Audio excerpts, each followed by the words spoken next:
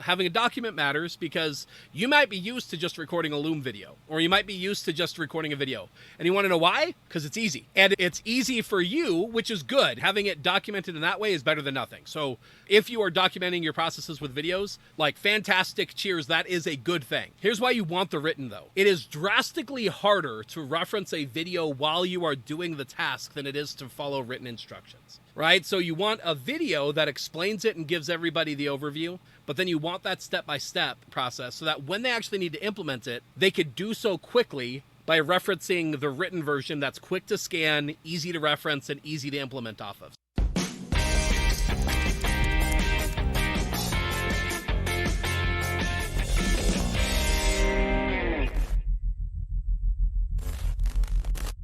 Welcome back to Real Estate Growth Hackers. On today's episode, we're going to be talking about the Vault. The Vault that we just recently released that gives you access to a curated collection of some of my favorite and most impactful prompts that I've released publicly for the real estate industry to help you get a jump start on quickly implementing AI in your real estate business. So that's what we're talking about today. Today, we're going to do it a little bit differently than normal. I do have my esteemed co-host, Charlie Madison, here with me. Charlie Madison from Referrals While You Sleep and Realtor Waiting List. Feel free to check him out if you are curious about how you should be generating a flood of compliant clients, whether you are a lender or a real estate professional. And check him out. realestategrowthhackers.com/RWYS to check him out. But I'm going to give the reins over to Charlie. And Charlie is actually going to lead us through this. The context here is that we just released access to a new free tool that you guys can get access to actually right now by going to realestategrowthhackers.com/the vault if you want to check it out.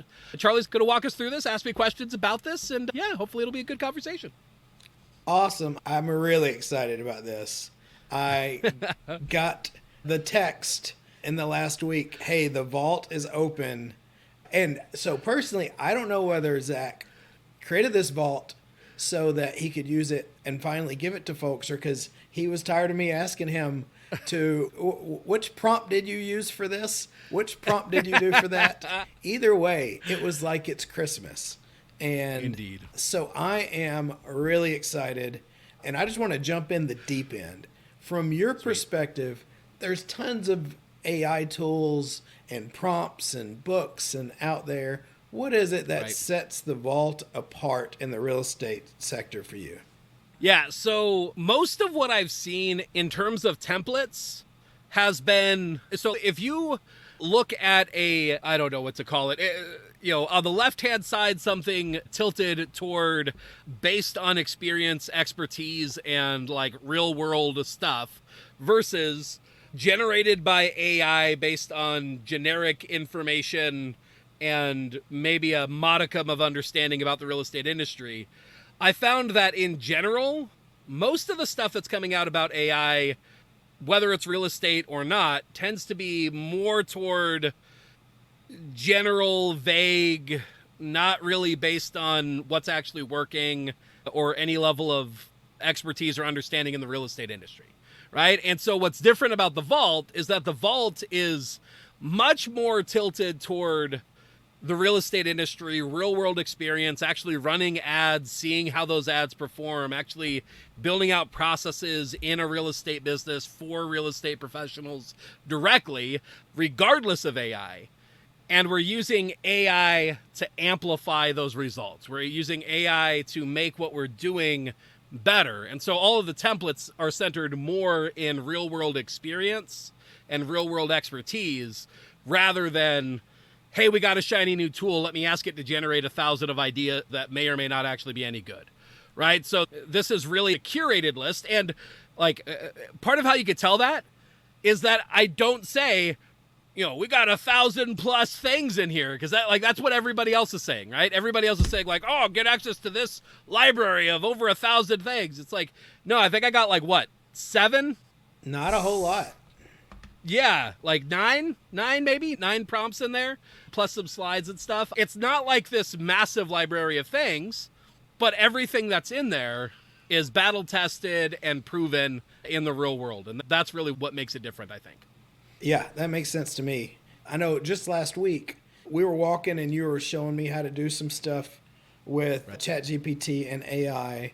And you just told me, like, oh, click the edit button and change what you're doing. And, like, I mean, I use AI probably more than most people.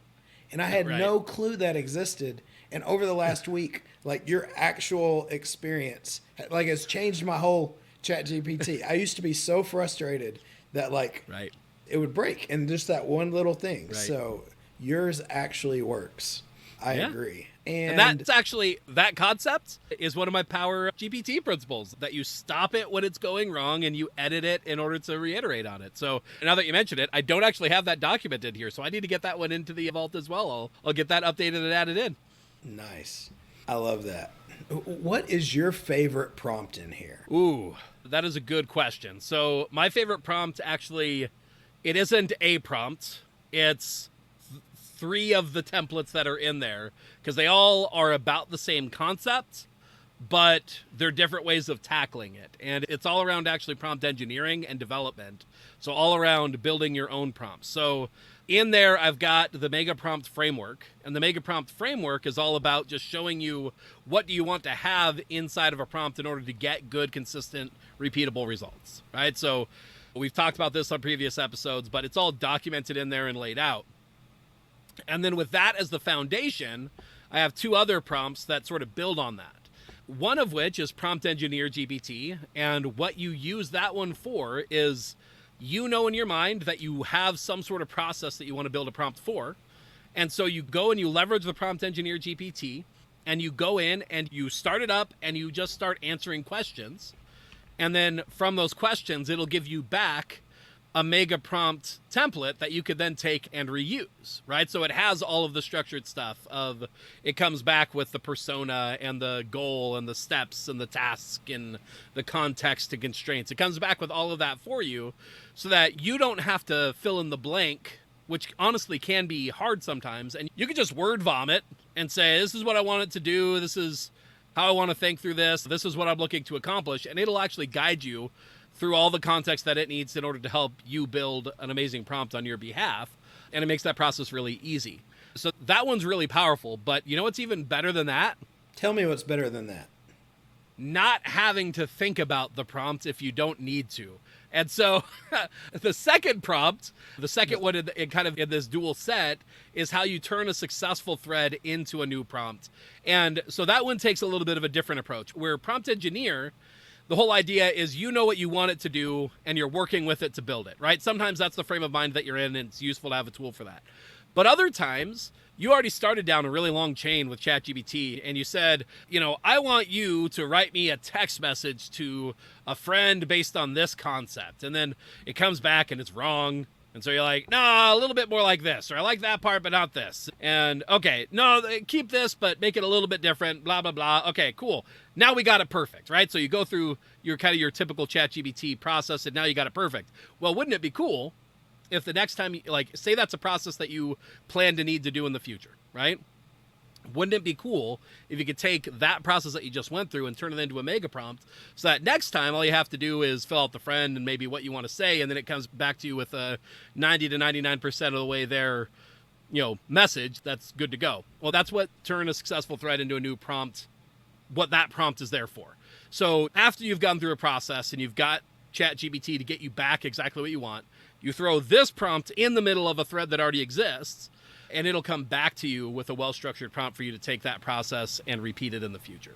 So essentially, you can, you know, whether you know the idea and you want it to create it for you, or whether you kind of lucked into a process serendipitously through just chatting with ChatGPT, you could take either of those and turn them into a prompt that you can reuse in the future based on all of my research around how to do prompt engineering well and how to structure a prompt effectively.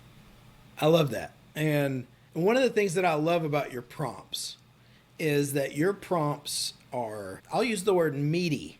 It's got a lot to it. And I've gotten those things, you know, 1,500 prompts to do whatever.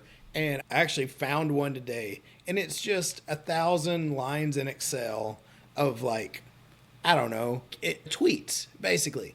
Right. It's short tweets before tweets could be expanded. And, you know, one of my mentors, Joe, that's dived deeply into this, He said, you want to make the prompt as meaty as possible. You want to put as much in there because when you give it context, it uses your context. If you don't, it just guesses. And what I love and what I got from that is your mega prompt framework takes everything. And I'm looking at it here. It's like, what persona do you want? What's the task? What's the steps to complete the task? We've talked about that in the past, how if you give it step-by-step things, it'll accomplish them better. What's the context or constraints? What's the goal? What's the format output? What's the tone style? Are there any user fields that are needed? So I see that and I'm just like, I'm strategically lazy. I don't want to think through all those things. But then with the prompt engineer, I can actually say, I want to do something and ask me questions to create this mega prompt for me. And it actually walks me through step by step. What style do you want? Who do you want to act like? What are the steps? And, if it asked me what the steps, I'd say, what is your best guess? And it would give me something. And I'd probably say, yep, that's right. Or I'd say, yeah, but change this. And so it makes it as simple as talking to the computer in the old Matthew Broderick movie War Games, right? Like, do you want to play a game? That's what it is. And then if you've got prompts that you've created over the last 3, 6, 12 months, you turn a successful thread into a prompt and it'll create the mega prompt for you. So what's cool is you're not giving these little tweets of prompts. You're actually giving, this is the construction company. This is the builder, so you can take what you're already doing and have your own personal library and know how to do that. Did I explain that well? Is that what I heard? Yep, you're exactly right. And further, maybe you found, maybe you followed my recommendations and you've started building your own prompt library, right? Like you found these things where it's like, I use this repeatedly, and so I've got this documented and all of that.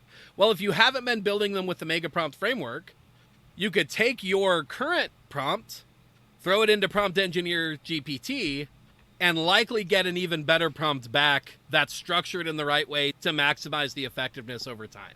And so, like if you've already got prompts that have been working, you could throw it into that thread, or you could copy and paste the prompt that you've been using it and get it more fleshed out, more detailed. So you could really zero in on some of those specifics so that you get that consistent, repeatable result. That is amazing. Absolutely. And, I think my other favorite one, it's the SOP prompt. Tell about that one. Yeah, so I've done a lot of research. So what an SOP is, for anybody who doesn't know, is a standard operating procedure. It's essentially, the whole idea is that if you really want to build your business successfully, you want to build it on the back of processes rather than on the back of just somebody's intuition, right? Because whenever possible, you want your business to pass the hit by a bus test, right? Is there anybody in your business that if they're hit by a bus, that they would take with them the secrets of how your business works? If your business doesn't pass that test, you're in a danger zone, right? I totally misunderstood that this whole time. I thought that just meant, is there anyone today that's working with me that I want to be hit by a bus?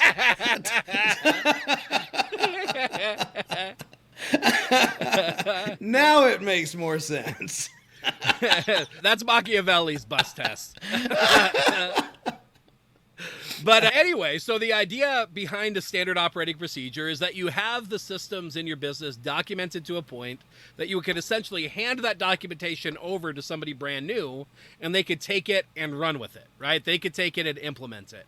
And so the SOP generator, here's the reality. I have learned a lot about what makes for a good SOP. Just like the mega prompt, there's a lot more fields than most people want to fill out.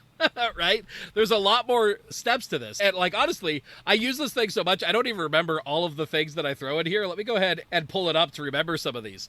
But things that we want, obviously a clear title. We want to know the date it was last updated. We want to know the purpose. Why do we want to know the purpose? Well, we want to be able to have a bigger picture of where does this process fit in kind of the overall goal of the business, right? So you're trying to give somebody context around what the purpose is. Definitions. We want to define any terms that might lean more toward jargon, that might lean more toward something that people would be unfamiliar with. You want to get them to the same foundational context coming into this process as they'll need to have success. Prerequisites, you want to list out very clearly. You need these things before you start this process in order to have success, right? It's like when you're following a recipe, it's the mise en place is the process here. It's getting all of the elements from your recipe in place at the right size so that when it's time to actually go and execute on the dish, you just have the ingredients ready, right? That's what the prerequisites are about. You know, time estimate, you want people to be able to expect this is approximately how long this should take you to run through when you're doing this process. You want to have expected outcomes. So what will a successful result look like? You want to have an overview video. This doesn't create the video for you. I'll tell you about that in a second. And then you want to have a detailed process. And the process is, broken up into phases if needed, step by step, etc., so that they go through and have a clear written example. Now, why does having a document actually matter? Well, having a document matters because you might be used to just recording a Loom video, or you might be used to just recording a video. And you want to know why? Because it's easy. And it's easy for you, which is good. It's good to have something. Having it documented in that way is better than nothing. So, if you are documenting your processes with videos, like, fantastic, cheers, that is a good thing. Here's why you want the written, though. It is drastically harder to reference a video while you are doing the task than it is to follow written instructions, right? So you want a video that explains it and gives everybody the overview, but then you want that step-by-step in order, that step-by-step written process so that when they actually need to implement it, they could do so quickly by referencing the written version that's quick to scan, easy to reference, and easy to implement off of. So they watch the video, then they do the written. Okay. But you know how often I took the time to create the written process from the video? Probably about as often as I did. Maybe plus one. Basically zero, right? And further, even like people on my team, right? Like, so I have people that I've trained on how to do this process that they could go through and create the step-by-step. And that could work and that can help.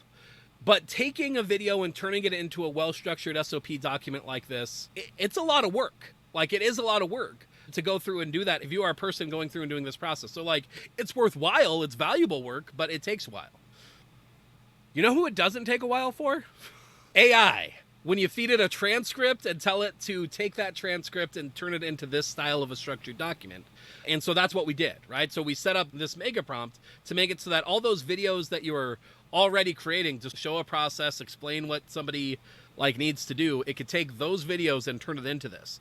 Now, typically, to get the best results off of this, you're going to want to use GPT-4 in OpenAI, so you're going to need the paid level in order to get access to that of ChatGPT or access it via the API.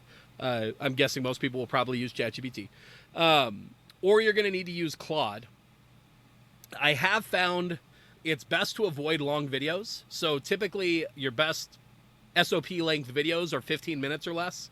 If you're having to take longer than 15 minutes to explain something, then what you probably need to do is break it up into multiple SOPs, multiple processes. And further, that also helps in terms of the transcription, right? So there's two reasons for that. One, if I'm sitting down and I'm trying to learn a process, if you're talking more than 15 minutes about it, I'm probably not going to learn it very well. So it helps for the person that you're actually trying to train. But two, it also helps for the length of your transcript and making AI more likely to help you as well. So yeah, essentially what this does is it makes it that instead of having to go through and write out all this stuff that I just said, you record your video showing a process, explaining, you're going to go, here's the basic reason why, here's what you're looking to accomplish, here's the steps to complete it, and what a successful outcome looks like. You take a transcript for that video, you tie it together with the SOP generator mega prompt, and then the output is an SOP document that is 80 to 90% of the way there. You might need to change a handful of things. It might get a couple of things a little bit wrong, but it's going to be 80 to 90% of the way there with just a little bit of modification. It's good to go. And so now you have video plus written, so your team is going to be better equipped.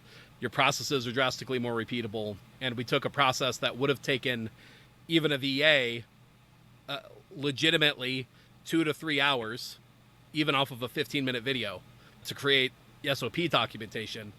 We're going to take that process and we're going to take it down to probably about 30 minutes for them.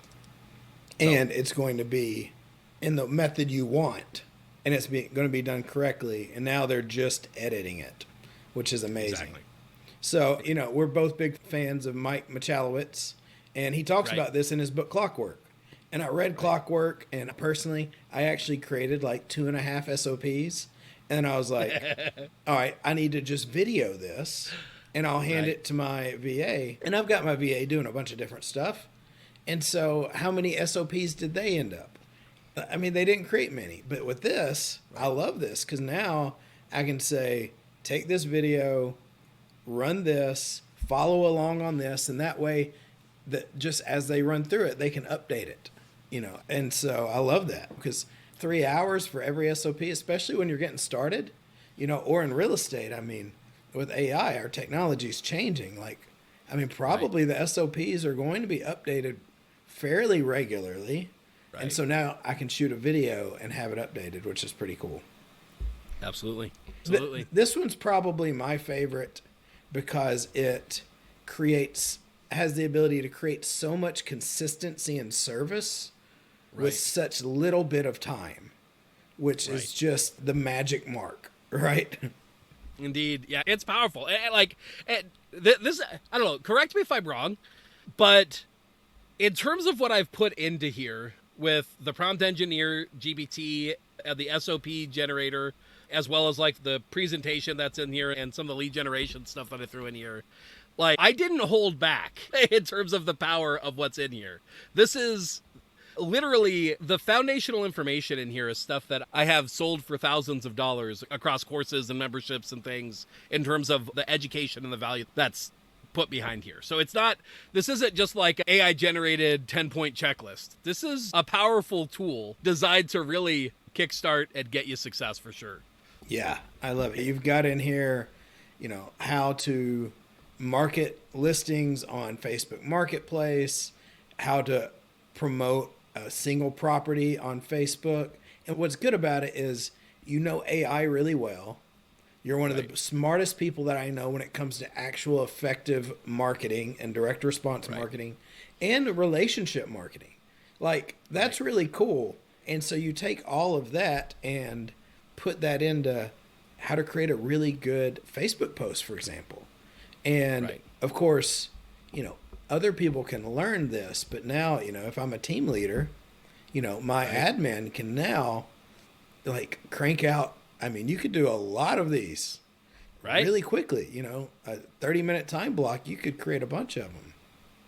Yep. And all of those lead protocols, I think everyone in that section, they're all related in terms of why they're there. And actually, they're kind of in reverse order in a way. But if you go back and you reference in the presentation that's uploaded, so the slides that are in there, there's a section where I dive into the 1,000 leads from every listing process. And all of that centers around the idea of a single property promo, right? So you've got a listing that is available for sale, and you're leveraging that listing in order to go out and find a list of buyers that will also include some level of sellers, right? And it's the strategy for how to do that at scale and how AI makes it so that you could do it drastically quicker, drastically more effectively, and how you could have a lot less time expended in order to maximize your return on every listing. But what's cool is part of what I included in there is also, it's down toward the bottom. It says protocol to secure a marketable listing. Yeah. I also include a process for if you don't have listings, how can you get a listing that you could promote in order to be able to run the rest of this process? So even if you don't have your own listings, you can run this process and be able to do it at scale, you know, on the back of another listing. And the documentation in there in terms of what you're looking for, what kinds of listings, how you actually get somebody to, you know, be ready, willing, and want to give you a listing to be able to market and all of that. Like, everything is included in that process, and it's in the presentation for how you actually run it. But those protocols are essentially the documentation for, it's like, okay, now I'm ready to promote this thing on Craigslist. How do I do that? And it includes AI prompts in order to rewrite all the property information into the correct format to maximize lead generation from Craigslist. And then same thing, how do I take this listing and market it correctly on Facebook Marketplace? And same thing, how do I take this listing and recreate it as a Facebook ad so that I can run that at scale, right? So that's the idea there. Yeah. And I mean, I've seen playbooks being sold with this stuff for $100 a month or more. And it's right here. And what I love about it is there's no black box. It's not hidden. Like, the tools are here, which is really cool. And could you share a success story about these lead generation protocols and how you've used it? Yeah. So, I mean, at a basic level, what I did is I took the same process that I was already running to generate leads for teams across the country, and I figured out how could we do this more successfully. So for me, what I've always done is I've always ran the single property promo, right? Like that's the portion that I've essentially done. But typically I need listings in order to run that process. So I've had to solve that problem of how can I get people to get listings for us to promote? And that's where the protocol to secure a marketable listing comes from. So I built most of the process off of that, but I've also always wanted to have tools and processes for people to be able to generate leads for free, right? So the Facebook Marketplace and Craigslist are both strategies that you could deploy without any ad spend and be able to generate leads completely for free. For those, I've seen both of them. Like, you may not generate hundreds of leads off of those, but you're going to be able to control your ability to go out and get another 10 to 20 leads off of each listing. And those 10 to 20 leads will be optimized to like the listing that you have, optimized to, you know, the price point that you want to target if you go out and secure a listing that's in a new price point, for instance. And really it gives you control of being able to do that. I've had brand new students run those processes and just following along those ideas, be able to go out and within a week generate leads off of both of them, right? Like they work, they just take the time. It used to take longer because you had to actually think about how to rewrite a description into the right format, because you want to structure it in a specific way. You want to remove certain details, leave certain details. It's not super complicated, but it does take time and it does take creative energy. But with these protocols, you're now able to do it where you just input the listing description and the listing details, and it spits back out a correctly formatted Craigslist ad or Facebook Marketplace post to generate leads. So those two, the Craigslist and the Facebook Marketplace, really, for those, you could generate about as many leads as you want to, but they will take someone's time. Right. The AI portion has reduced the time that's necessary by making it easy to adapt from one thing to make it easier to get them out there and scaled and all of that. The Facebook single property promo, that for me is the reason why it's on here. It is literally the most successful style ad that I've been able to run consistently in any market, no matter what. Real estate is a really interesting industry in that people love to actually just look at the product, right? People like whether they're in the market or not, they just love to look at it. So that style of ad that's in there is based on a lot of psychology around what gets people to interact and click and how Facebook's algorithm works in order to make them want to show your stuff for cheaper. And so by far, that style ad itself is responsible for tens of thousands of leads generated. Just that thing alone. And typically, it depends on the property and it depends on how well it's suited to the market. But on average, I expect to be able to generate leads from that style ad at about 10 to 15 bucks a pop. But I've had it go through where it's less than $1 a piece, right? Where you'll run some ads and you'll throw $100, $200 on the ad and generate leads for, generate hundreds of leads off of just that, right? So it depends on the property. And the numbers tend to balance out to be around 10 to 15 bucks per lead. But yeah, anyway, so in terms of like specific success stories, really every one of my clients that I've ran that process with, it just works, right? We're just consistently able to generate the leads that they need. And so what I love about this is that when you run this process, the 1,000 leads from every listing, like not only is it giving you a flood of leads to throw into your system, to start getting IDX traffic, start seeing what people are looking for and interested in, so you know who's hot and motivated and be able to have good conversations on that way. But the other aspect is that it gives you more things that you could point to show your clients all the great promotion that you're doing as well. Like literally the Facebook ad strategy can be responsible for easily an extra 10,000 to 20,000 eyeballs on that person's property. And when you're sitting back and saying, hey, maybe I need to get a price reduction, but I still want to make sure that I've shown I'm doing my part to market the listing and that's not the problem. Well, having the evidence of all the exposure that you're getting through this kind of strategy, which helps you by itself, but having that sort of evidence can help on your side of being able to go strongly and say, look, we're getting your property viewed. We're making sure that the market can see it. It's not moving because it's not priced right. Let's get that pricing in line so that we could get this fixed, right? And, you know, sometimes those conversations need to be had, and having something that you could powerfully point to say, I've got strong evidence here that I'm doing what I need to. Let's adjust the price, because I think that's what's holding us back. Right. Anyway. Yeah, I love that. What's something like that you've personally learned by taking all your experience and kind of crafting it into these prompts in real estate? So something that I've learned is where we are currently on this AI landscape that I think a lot of people are missing.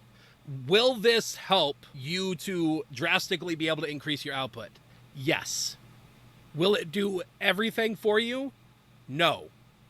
Right? Like, there is still human effort required. There's still some level of learning curve. If you go into this and expect, I'm going to do this, not have to learn anything, and it's just going to magically be perfect, you're going to lose. And you're not going to get good results, and it's going to fail for you. Now, you might get some level of results, but here's why it's going to fail. It's going to fail because there's going to be somebody who is ready to take some amount of time to actually learn the process, to gain the expertise and to learn what works and what doesn't, and see this as a tool to increase their own intelligence, to amplify their intelligence, rather than seeing it as a replacement for their intelligence. Right? And the person that sees it as the tool to amplify their intelligence and they're willing to learn in order to do that, they're going to beat you. And they're going to consistently be showing up in your market. More and more of these people are going to come along. And so if you look at this as an excuse to stop thinking and to stop being the expert, you're going to get beat by the person that uses this as the excuse to maximize their expertise and to really take it as far as they can as possible. And so that's the biggest thing that I learned in doing this, is that the secret isn't getting a thing to do things that I don't understand. It's in starting to develop an awareness of what makes this work, how does it work, how can I understand it so that I know how to use the tool effectively, knowing that if I learn this tool, if I learn these processes, if I learn this concept, then I can have the actual grunt work done for me by AI, but I am still needed as the expert that actually understands this stuff, that actually understands how to get good results. And so far, what I'm finding is that the people who are excited and see that potential get great results. The ones who are expecting, I'm going to leverage AI so I can exclusively be lazy, Yeah. don't get good results, right? Like, I want you to be strategically lazy. You should not be doing the things that AI can do for you, but don't let that strategically lazy turn into completely lazy, right? Like, still own the parts of the process that you need to own. And really going through this process, like, it's given me clarity on where are humans still really needed and still really valuable, right? Humans are still really necessary in the editing process. Humans are still really necessary in maybe not the full ideation, but in some level of the curation of the ideas or some level of the direction for the right ideation. And so getting like an intuitive feel of where are you necessary versus where is the AI going to do it better, more repeatably, whatever. Anyway, that's where I've learned more. And it's hard to put it into words exactly where that is, but that's the key to me. So like what these are is these are structured to say, what can AI do really well? Let's have it do it. But I'm still expecting that when you leverage these tools, you are going to have to make modifications. Right. Don't expect you're going to input a tool and what you're going to get back is something that you don't have to think about. You should read it. You should think about it. It's going to take you drastically less time than it did before to create it from scratch, but you're going to have to think about it. And you're going to have to learn a little bit about how these AI tools work in order to get the best results. But know that a handful of minutes invested in learning that is going to equate to hours saved in the future that you never would have been able to save without it. And it's worth it. Yeah, over and over. Hours saved. Indeed. I love that idea of being responsible, right? It's not giving away responsibility, but it's using the tool to do. This is a chance to up our game and up it consistently. Right. And through your team members, your front office, everyone can have their intelligence amplified. Right. And so you've got a mastermind open, because the next question is, how do you dive in deep? This vault is completely free. They can go right now today to get it at realestategrowthhackers.com/thevault. And you should do that. It's completely free and it is amazing. And if they want to dive deeper, how do they get involved with the strategically lazy and productive team owners and brokers. Yeah, so here's the reality, and this is part of why this is available for free right now.